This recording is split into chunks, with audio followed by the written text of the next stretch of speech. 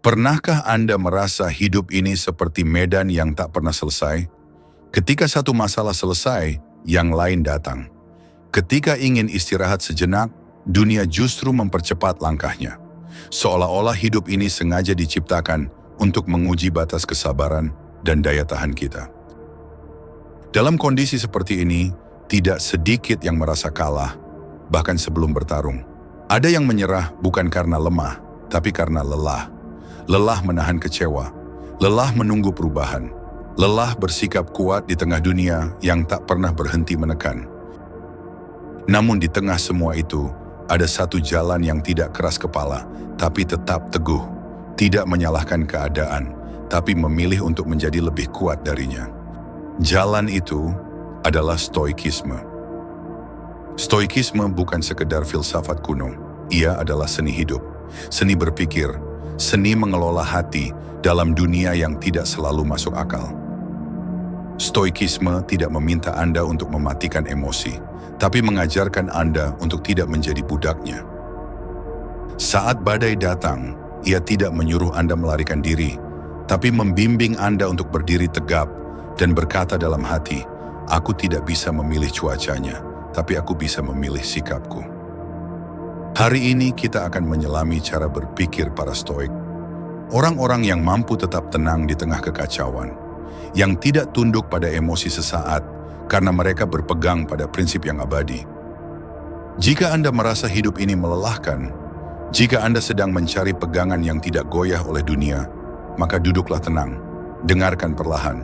Karena mungkin hari ini Anda tidak menemukan motivasi biasa, tapi Anda akan menemukan ketenangan yang lebih dalam, yang tidak hanya menyentuh pikiran, tapi juga alam bawah sadar Anda.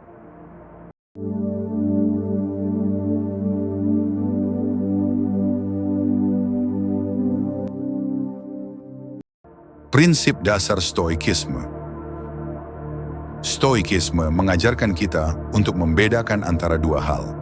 Hal yang bisa kita kendalikan dan hal yang tidak bisa. Semua penderitaan batin muncul saat kita mencoba mengendalikan hal yang sebenarnya bukan milik kita, orang lain, peristiwa, opini, masa lalu, bahkan hasil dari usaha kita.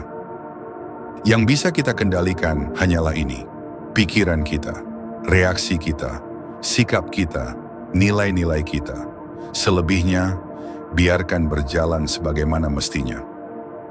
Marcus Aurelius pernah berkata, "Kebahagiaan hidup tergantung pada kualitas pikiranmu, bukan pada berapa banyak yang kamu miliki, bukan seberapa sering kamu menang, tapi seberapa baik kamu menjaga ketenanganmu ketika dunia mulai kehilangan arah." Seorang stoik tahu bahwa ia tidak bisa membuat dunia menjadi sempurna, tapi ia bisa membuat dirinya menjadi seseorang yang layak diandalkan, bahkan saat keadaan paling sulit.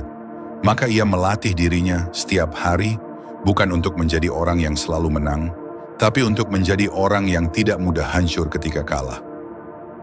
Di dunia yang serba cepat ini, kita mudah terbawa, gagal sedikit, merasa bodoh, tidak dipuji, merasa tidak berharga, ditolak, merasa tidak layak. Tapi stoikisme mengajarkan nilai dirimu tidak ditentukan oleh respon orang lain, tapi oleh bagaimana kamu memperlakukan dirimu sendiri. Ketika kamu bersikap tenang, bukan berarti kamu tidak peduli, tapi karena kamu sudah selesai dengan kebutuhan untuk selalu terlihat benar, untuk selalu dianggap penting, dan dari situ muncul kelegaan. Karena kamu mulai memahami bahwa dunia ini tidak wajib berpihak kepadamu, tapi kamu selalu bisa berpihak pada ketenanganmu sendiri. Emosi boleh datang, tapi jangan jadi raja. Emosi adalah bagian dari manusia. Kita tidak bisa menolaknya, tapi kita bisa memilih. Apakah emosi akan jadi tamu atau jadi penguasa? Stoikisme tidak menyuruh Anda untuk membekukan hati, tapi mengajak Anda untuk menguasai arah. Marah, silakan marah. Sedih, silakan sedih. Tapi jangan biarkan itu menulis keputusan Anda. Ketika emosi memimpin, akal sehat tenggelam. Dan di saat itulah, manusia sering menyesali pilihan yang diambil dalam kemarahan sesaat. Seorang stoik melatih dirinya untuk tidak reaktif. Ia tidak langsung membalas saat disakiti. Ia memberi ruang, ia diam sejenak, ia merenung. Dan dari situ lahir ketenangan yang bukan lemah, tapi terlatih. Bayangkan Anda sedang di hadapan orang yang menghina Anda. Anda punya dua pilihan, membalas atau diam dan tetap tenang. Pilihan pertama memberi Anda kepuasan sesaat. Tapi pilihan kedua, diam dengan kesadaran penuh, memberi Anda kekuatan yang lebih abadi. Sebab ketenangan yang disengaja itu bukan kepengecutan, tapi kematangan. Emosi bukan musuh, tapi harus dijinakkan.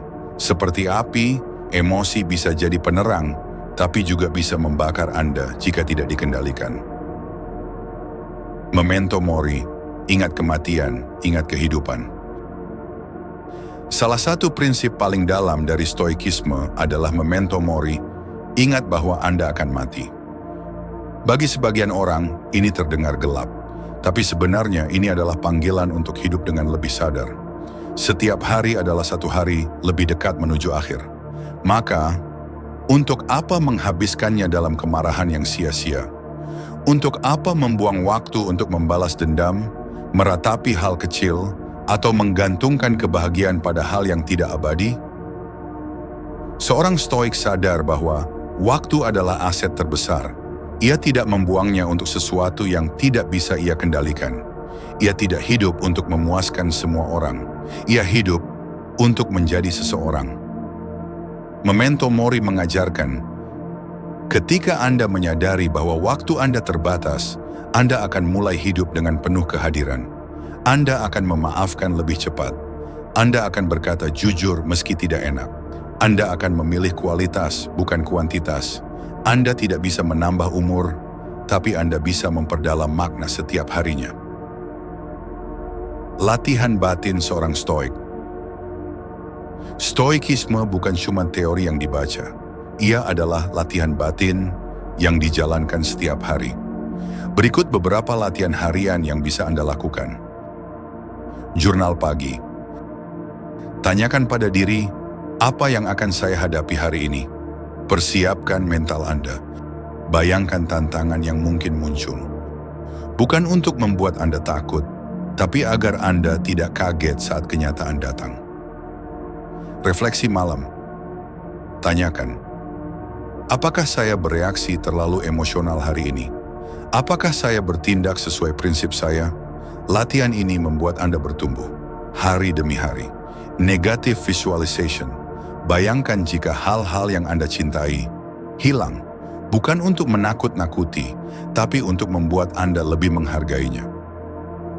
Saat Anda membayangkan kehilangan, Anda akan lebih mencintai dengan sadar, lebih hadir, lebih penuh rasa syukur. Latih pengendalian diri, misalnya menahan keinginan kecil, tidak langsung makan saat lapar, tidak langsung merespon saat emosi. Dari yang kecil ini, Anda melatih otot mental yang jauh lebih kuat dari otot fisik, disiplin batin. Ketenangan adalah keunggulan. Di dunia yang ribut, orang yang tenang adalah orang yang langka. Dan karena kelangkaannya, ia jadi bernilai tinggi. Dalam pertemuan bisnis, orang yang paling tenang biasanya yang paling dihormati. Dalam konflik, orang yang tetap jernih pikirannya biasanya yang paling menentukan arah.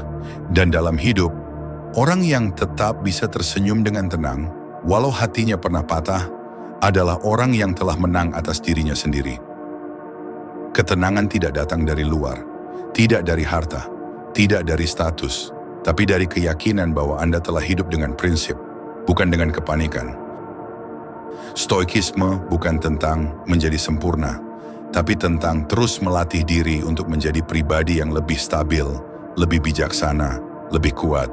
Dan itu bukan proses satu malam, tapi proses seumur hidup.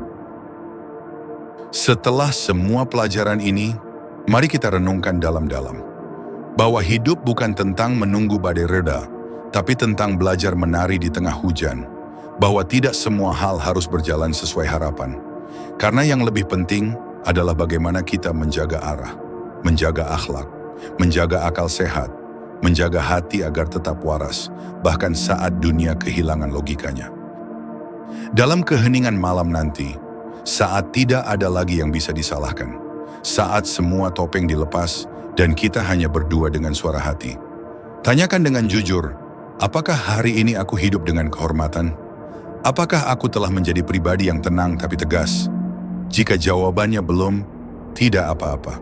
Karena besok masih ada waktu untuk melatih ketenangan, untuk menguatkan prinsip, untuk tidak lagi reaktif, tapi responsif, tidak lagi terjebak dalam emosi, tapi menguasainya. Anda tidak harus menjadi sempurna. Anda hanya perlu tetap sadar bahwa dalam diri Anda ada kekuatan yang tidak bisa dirampas oleh siapapun.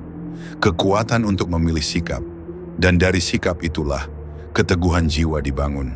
Hari demi hari, napas demi napas.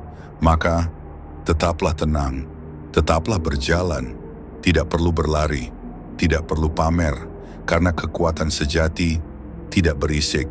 Ia tenang, ia sadar, ia mengakar, dan pada akhirnya jiwa seperti itulah yang tidak akan pernah dikalahkan oleh dunia. Jika Anda merasa pesan dalam video ini memberi makna, bantu kami menyebarkannya lebih luas.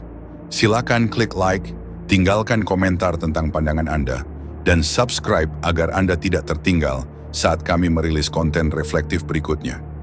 Karena di tengah dunia yang riuh, kita butuh lebih banyak ruang untuk berpikir, merenung, dan tumbuh bersama. Terima kasih telah menyimak.